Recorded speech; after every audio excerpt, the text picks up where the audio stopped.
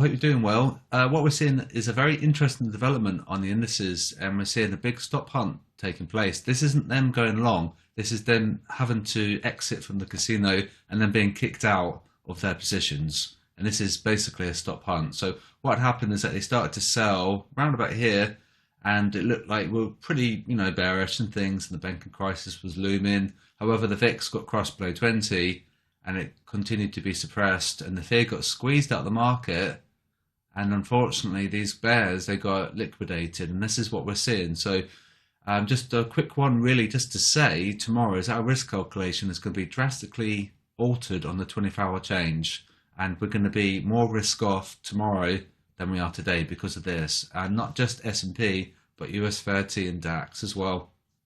So this is a retail bear squeeze that we're seeing, and we see the consequence of it from the sentiment. And without the SSI indicator, you wouldn't know if that was a stop hunt or not, but we can see it clearly is. It isn't them going long, it's a reduction of shorts. How does a reduction of shorts take place?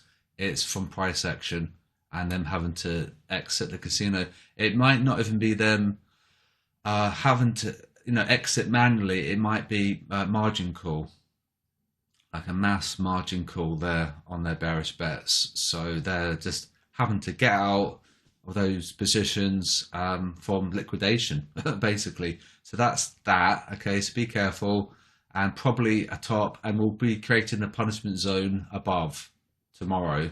So that will be a resistance. Okay, let's look at DAX. Same logic.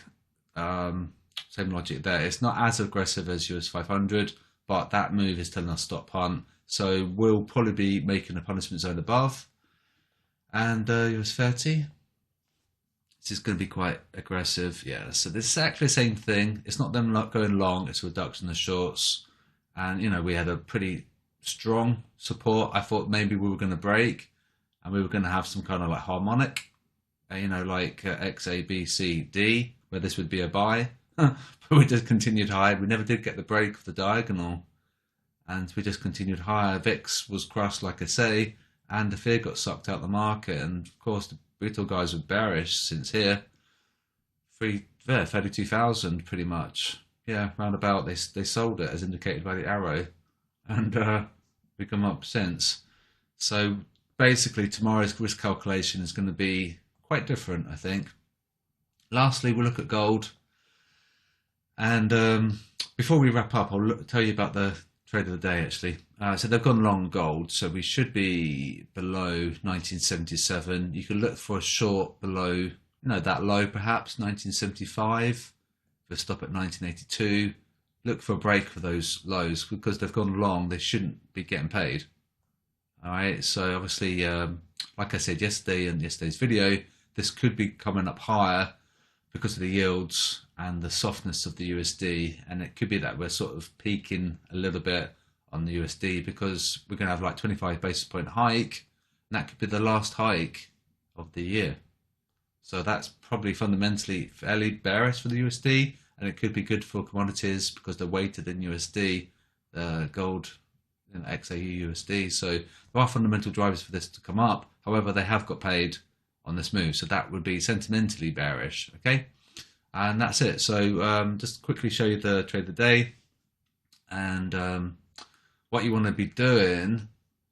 Average bubbles. So Kiwi, USD. Well, so the USD is, well, okay, so we're seeing the shift in the bubbles, but when I was doing the screenshot, the Swiss franc was the weakest, so we'll stick with that. So Kiwi, Swiss, right? That's how it was. Obviously, bubbles are fluctuating a hell of a lot, and so you're looking for a long above 5767 with a stop here, TP here. So 2R, and now just so you know that the Aussie Kiwi is sell, so we can come up here and we can have a look at this, and so you can see how we could theoretically. We could even do that, couldn't we? Oh no, we can't. Delete, and we can look for a short short position. I guess you could maybe,